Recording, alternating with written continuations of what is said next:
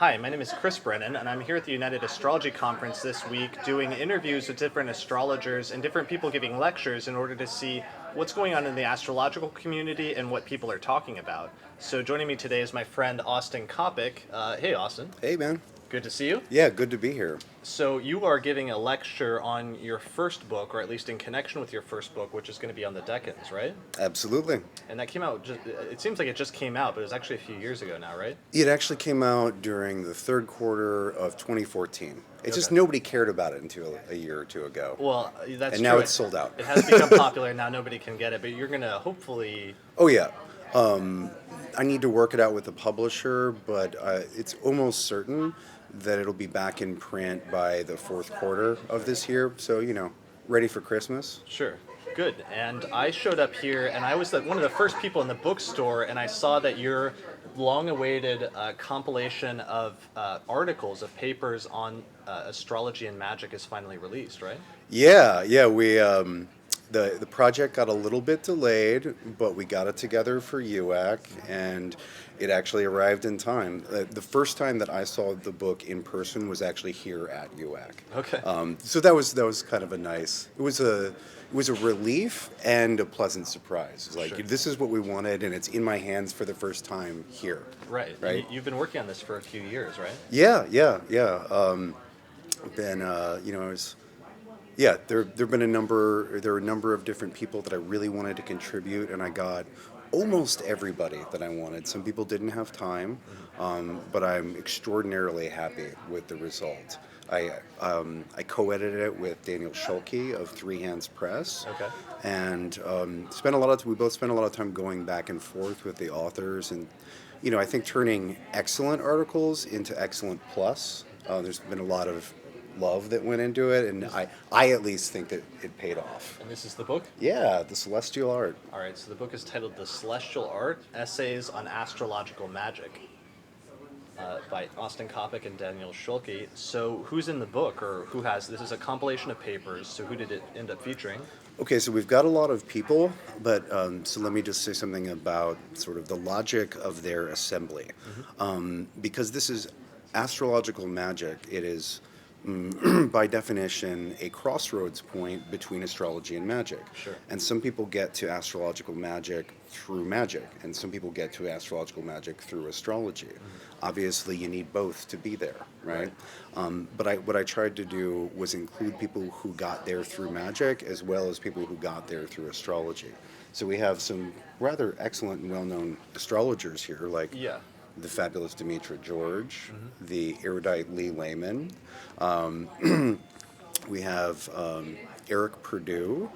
Eric is more both at once. I don't know that he came to one through the other. As long as I've known Eric, he's been in the middle.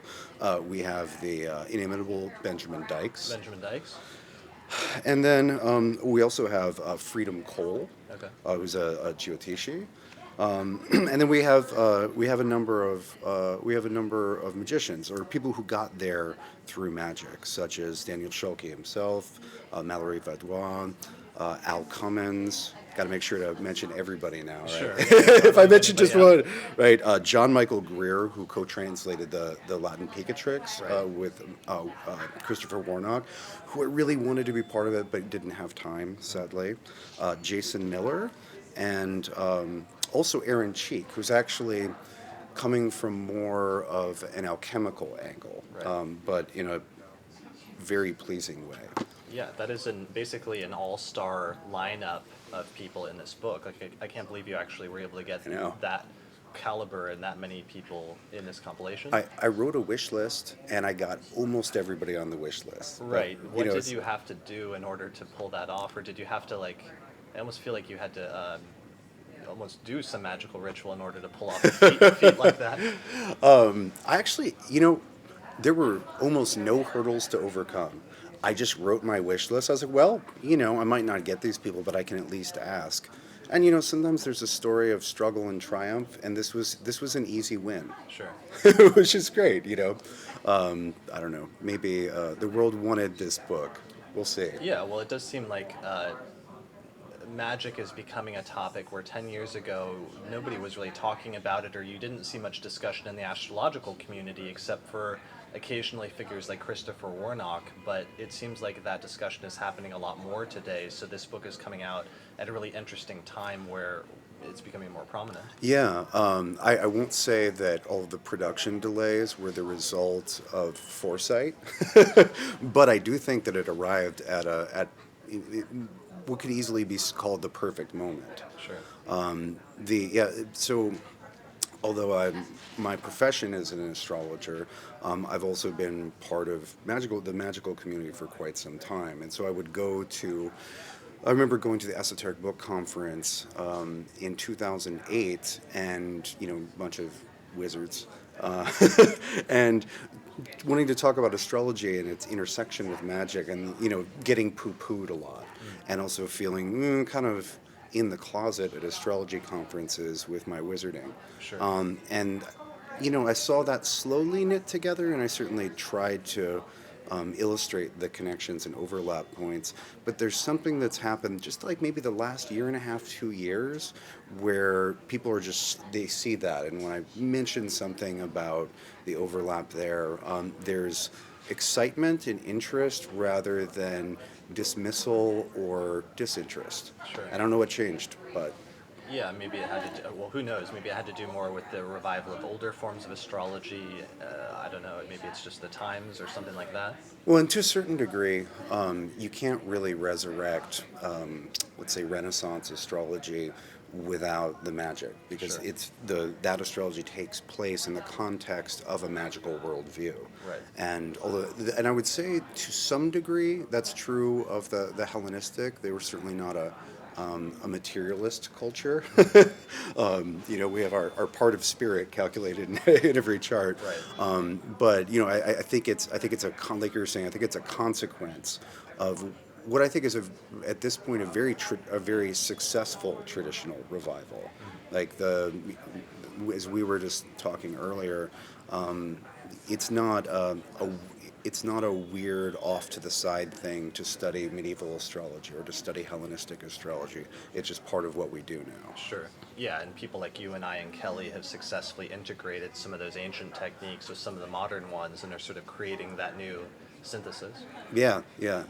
Or at least making it more acceptable so that it is like you just mentioned, where it's just what we do. It's just not part of something- it. Yeah. You can specialize in it or not, but you're not like, oh, I don't know about that. Sure. So, and I guess I see astrological magic moving in that direction, and I certainly hope it moves in that direction. Somebody last night I was talking to at a party, we were talking about this issue, and they said, it would be great, or we were talking about what would the successful integration of astrological magic into the astrological community look like, and he said, well, if there was a track for it at the next UAC. Okay. I was like, that is an excellent bar. I can't think of a better one. Sure. So 4 to 6 years based on the last ones. It's supposed to be every 4 years, but the last one is 6 years ago. So that would be a good maybe goal to aspire to over the course of the next decade. Yeah. Well, it's a big complicated thing. Sure. Yeah. That's another story. Speaking of, so is there anything else you have going on here at the conference? I guess tonight we're doing our podcast event. Yep. So that's going to be tonight at 7 o'clock. Hopefully we'll have a recording of that up later.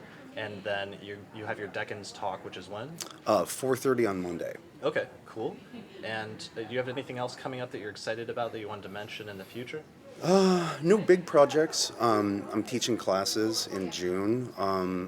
So I'll be going in my basics class, which is it's like kind of an all-year thing, but people can jump in for a module if they want to freshen up on one thing or another. Mm-hmm. So we're going to be doing aspects, Okay. and then I'm teaching just a 4-week class that I call the proper care and feeding of the birth chart, Okay. which is about remediation, and more than remediation, just chart management, right? Because it's not everything that you want to adjust the settings on is necessarily a terrible problem that needs a miracle cure. Sometimes it's just about management. Sure. So that's the topic for that class. Brilliant. That sounds good. Where can people find out more information about your work?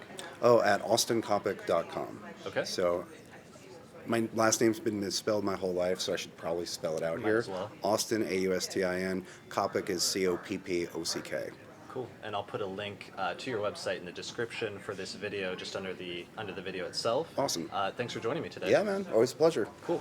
All right, and thanks everyone for watching. And if you'd like to see more interviews from UAC, be sure to subscribe to the channel, and I'll see you next time.